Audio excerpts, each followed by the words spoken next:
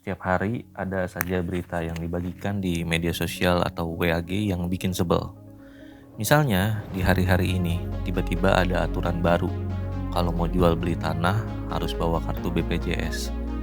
Ada rencana ibu kota negara yang kontroversial. Pencairan jaminan hari tua atau JHT yang harus di usia 56 tahun. Kedatangan TKA di tengah pandemi, syarat vaksin untuk anak sekolah, beli minyak goreng, dan sebagainya. Tapi, kamu mungkin sebel juga karena seolah hanya kamu dan teman-temanmu yang menyadari kekeliruan, sementara yang lain tidak. Ketika kamu pun tiba-tiba ikut dalam gerakan tolak mandatori vaksin misalnya, kamu ikut aksinya di Jakarta, kok yang lain gak ikut? Itu karena kita semua berada di dalam silo-silo keyakinan kita sendiri, bersama individu lainnya dengan keyakinan yang sama. Istilah kekiniannya berada di dalam echo chamber yang sama. Penolak mandatori vaksin ada di dalam echo chambernya sendiri. Sebaliknya, pendukung vaksin berada di echo chambernya sendiri juga. Apa yang kaum oposisi lihat di media sosial mungkin akan melulu konten negatif soal pemerintah. Sebaliknya, jika kamu pro pemerintah, mungkin akan melihat melulu postingan negatif soal para pengkritik pemerintah. Misalnya. Nah, bagaimana ini bisa terjadi? Apa efeknya untuk kita? Assalamualaikum warahmatullahi wabarakatuh. Welcome to my channel. Rasakan dengan kolbu dan baca lebih banyak bersama Ibrahim Aji Channel. Iya, itu tadi soal echo chamber. Para ahli psikologi telah lama mendefinisikan fenomena ini melalui beberapa teori, salah satunya adalah confirmation bias. Apa itu confirmation bias? Bias konfirmasi adalah kecenderungan untuk mencari informasi yang mendukung, bukan informasi yang menolak dari prasangka seseorang. Biasanya dilakukan dengan menafsirkan bukti untuk mengonfirmasi keyakinan yang ada sambil menolak atau mengabaikan data yang bertentangan. Ini menurut American Psychological Association atau APA.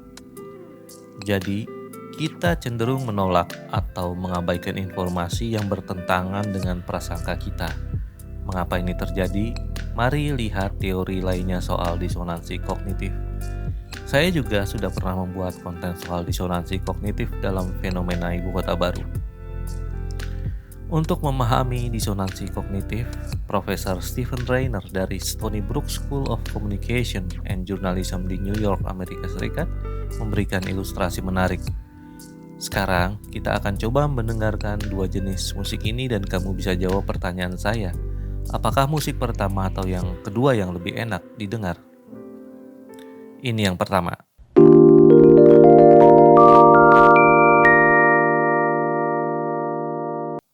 Dan ini yang kedua.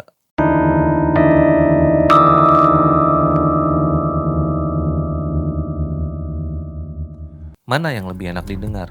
Yang pertama? Ya, karena ada harmoni di sana, ada konsonan. Sedangkan musik yang kedua, disharmoni atau disonan. Begitulah cara kita memilih informasi. Jika tidak enak didengar, dibaca, membuat hati tersakiti, ya akan kita tolak atau kita abaikan.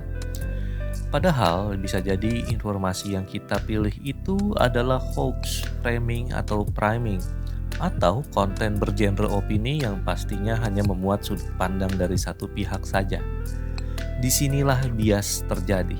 Bias yang dapat bertindak sebagai penghalang antara otak Anda dan informasi terpercaya, kata Profesor Stephen Rainer tadi. Pemilihan informasi yang lebih disukai terjadi karena menyamankan. Psikolog sosial bernama Leon Festinger membuat teori disonansi kognitif pada 1958. Tentang ini juga bisa dilihat di video saya sebelumnya. Festinger mendefinisikan disonansi kognitif sebagai tekanan mental atau ketidaknyamanan yang dialami oleh seorang individu yang memegang dua atau lebih ide-ide atau nilai-nilai kepercayaan yang bertentangan di saat yang sama. Intinya adalah ketidakselarasan antara apa yang diyakini dengan kenyataan yang ada. Dan itu tidak menyamankan kita, memicu konflik, bahkan dapat menyebabkan kecemasan dan stres. Salah satu ironi zaman kita adalah begitu tak terbatasnya informasi, sangat cepat dan mendistraksi kita.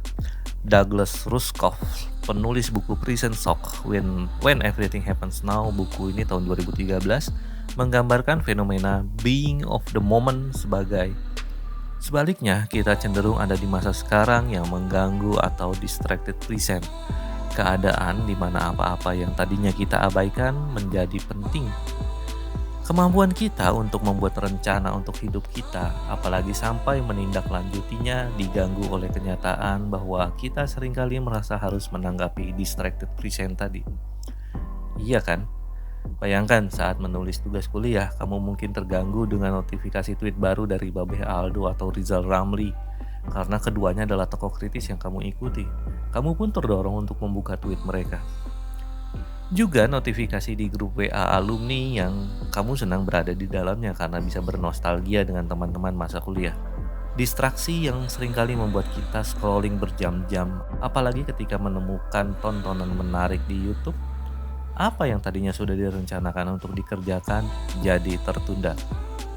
Dalam laporan Edelman pada 2017 tentang indikator kepercayaan global, ditemukan bahwa di seluruh dunia, kepercayaan pada pemerintah, bisnis, LSM, dan media menurun. Media massa mengalami penurunan kepercayaan terbesar. Laporan ini mensurvei tingkat kepercayaan di 28 negara, menemukan bahwa orang lebih percaya apa kata teman daripada yang dikatakan media massa. Postingan berita yang dibagikan oleh teman di sosial media seringkali lebih dipercaya daripada sumber asli beritanya. Disinilah budaya influencer dan buzzer tumbuh. Kita lebih melihat siapa yang memposting berita ketimbang sumbernya dari mana. Benarkah berita tersebut? Produk jurnalistik atau opini pribadi?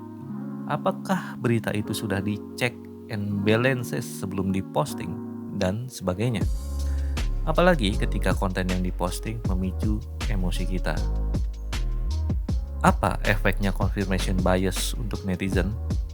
Psikolog Diane Bard menulis di Psychology Today bahwa bias konfirmasi dapat memengaruhi penilaian kita, terkadang dengan cara yang bisa sangat merusak bahkan.